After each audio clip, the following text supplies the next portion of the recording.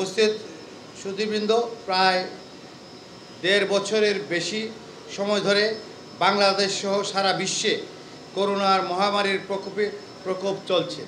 আমি হিন্দু ধর্মাবলম্বী ভাই বোনদের সকলের প্রতি স্বাস্থ্যবিধি অনুসরণ করে শারদীয় দুর্গাপূজা উদযাপন করার জন্য অনুরোধ জ্ঞাপন করছি। পাশাপাশি ঘন ঘন সাবান দিয়ে হাত ধৌত করবেন। অধৌত হাত দিয়ে আপনার চোখ, নাক, মুখ স্পর্শ করা থেকে বিরত থাকবেন। সকলে মাস্ক পরিধান করবেন ও নিরাপদ সামাজিক দূরত্ব বজায় রাখার মাধ্যমে পূজা উদযাপনের অনুরোধ জানাচ্ছি। সকলেই স্বাস্থ্যবিধি অনুসরণ করবেন, সুস্থ থাকবেন। বাংলাদেশ পূজা উদযাপন পরিষদের প্রদত্ত 12 দফা নির্দেশনা সহ অন্যান্য নির্দেশনা সকলকে মেনে চলার অনুরোধ করছি। শারদীয় দুর্গাপূজাকে কেন্দ্র করে নিরাপত্তা নিশ্চিত করতে প্রতি বছরের ন্যায় এবারও আমরা র্যাব ফোর্সেসের পক্ষ থেকে বিশেষ নিরাপত্তা ব্যবস্থা গ্রহণ করেছি। যে কোনো ধরনের অনাকাঙ্ক্ষিত পরিস্থিতি মোকাবেলার জন্য র্যাব ফোর্সেস পর্যাপ্ত সংখ্যক সদস্য আপনাদের পাশে মোতায়েন থাকবে। দুর্গাপূজায় সার্বিক নিরাপত্তা নিশ্চিত করতে র্যাব গত 5 অক্টোবর থেকে সারা দেশব্যাপী গোয়েন্দা নজরদারি বৃদ্ধি করেছে এবং আমাদের স্কেলিটন ডেপ্লয়মেন্ট আমরা করেছি। আজ থেকে 16 অক্টোবর পর্যন্ত নিরাপত্তা জোরদার করা হয়েছে। প্রতিটি এলাকায় আমরা আমাদের ফুল ডেপ্লয়মেন্ট সম্পন্ন করেছি। র্যাবের ডগ স্কোয়াড সার্বক্ষণিকভাবে পূজা মণ্ডপ ও গুরুত্বপূর্ণ স্থানে প্রয়োজনীয় সুইপিংয়ে অংশগ্রহণ করবে। মাদক অস্ত্র উদ্ধার সহ যে কোনো পরিস্থিতির জন্য র্যাবের ডগ স্কোয়াড প্রস্তুত থাকবে। এছাড়া যে কোনো বিস্ফোরক উদ্ধারের জন্য আমাদের ডগ স্কোয়াড প্রস্তুত রয়েছে।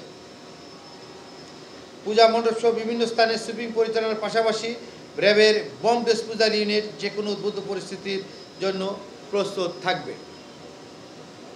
যে কোনো নাশকতা হামলা মোকাবেলার জন্য র্যাবের স্পেশাল ফোর্সের কমান্ডো টিমকে সার্বক্ষণিক প্রস্তুত রাখা হয়েছে। পাশাপাশি যে কোনো পরিস্থিতিতে র্যাবের এয়ার উইং আমাদের হেলিকপ্টার নিয়ে প্রস্তুত থাকবে। আমাদের সকল ব্যাটালিয়ন সমূহ নিজ নিজ কন্ট্রোল রুমের মাধ্যমে তাদের অধিক্ষেত্রে স্থানীয় পূজা কমিটি, জনপ্রতিনিধি ও অন্যান্য আইনশৃঙ্খলা বাহিনীর সাথে সমন্বয় করবে। র্যাব সদর দপ্তর কন্ট্রোল রুমের একটি নাম্বার আমি দিচ্ছি, 017777200029। আমি আবার বলছি 017777200029। এই হটলাইনের মাধ্যমে ঢাকা সহ সারা দেশের এই হটলাইনের মাধ্যমে আপনারা যে কোনো অভিযোগ বা যে কোনো তথ্য আপনারা দিতে পারেন।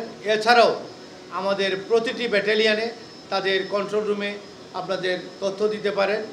আমরা কিছু কাগজে ফটোকপি করে আমরা এনেছি। যে কোনো জায়গাতে আমরা পূজা উদযাপন কমিটির সদস্যবৃন্দের কাছেও আমরা আমাদের নাম্বার দিয়েছি।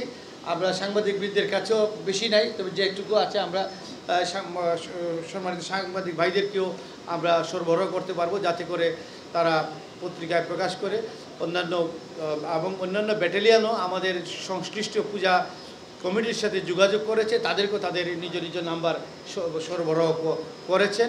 এছাড়াও বহুল প্রচারের জন্য আপনারা যদি দিতে চান আপনারা দিতে পারেন। নাশকতা সহ যে কোনো উদ্ভূত পরিস্থিতি মোকাবেলায় পর্যাপ্ত সংখ্যক টহল মোতায়েন ও সাদা পোশাকে গোয়েন্দা নজরদারি বৃদ্ধি করার মাধ্যমে যে কোনো ধরনের উদ্ভূত পরিস্থিতি মোকাবেলায় আমরা প্রস্তুত রয়েছি।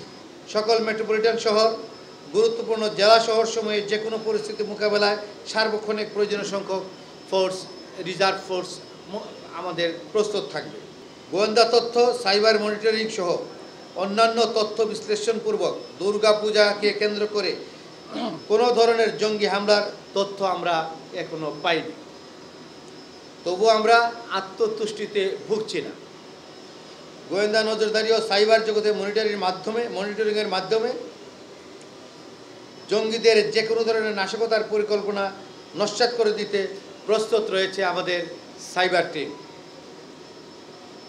দুষ্কৃতিকারী অশুভ চক্র কর্তৃক হিন্দু সম্প্রদায়ের এই বৃহৎ অনুষ্ঠান কোনোরূপ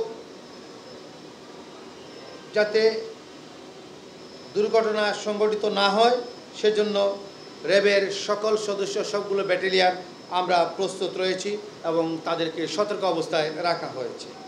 ভার্চুয়াল জগতে যে কোনো ধরনের গুজব, উস্কানিমূলক তথ্য, মিথ্যা তথ্য ছড়ানো প্রতিরোধে র্যাবের সাইবার মনিটরিং টিম অনলাইনে সার্বক্ষণিক নজরদারি অব্যাহত রাখছে। পূজা মণ্ডপ সহ গুরুত্বপূর্ণ স্থানসমূহে আগত মহিলাদের উত্ত্যক্ত যৌন হয়রানি রোধকল্পে মোবাইল কোর্টসমূহ প্রয়োজনীয় ব্যবস্থা গ্রহণ করা হবে। প্রতিমা বিসর্জনের দিন অতিরিক্ত নিরাপত্তা ব্যবস্থা গ্রহণ করা হবে যাতে কোনো প্রকার অপ্রীতিকর ঘটনা সৃষ্টি না হয়। র্যাব সদর দপ্তর সার্বিক কার্যক্রম সার্বক্ষণিকভাবে আমাদের র্যাব হেডকোয়ার্টার থেকে আমরা আমাদের কার্যক্রম মনিটরিং করব। সকল হিন্দু সম্প্রদায়ের সকল ভাইদের, সকল বোনদেরকে দুর্গাপূজার, শারদীয় দুর্গাপূজার শুভেচ্ছা এবং অভিনন্দন জানিয়ে আজকের বক্তব্য শেষ করছি। সবাইকে ধন্যবাদ।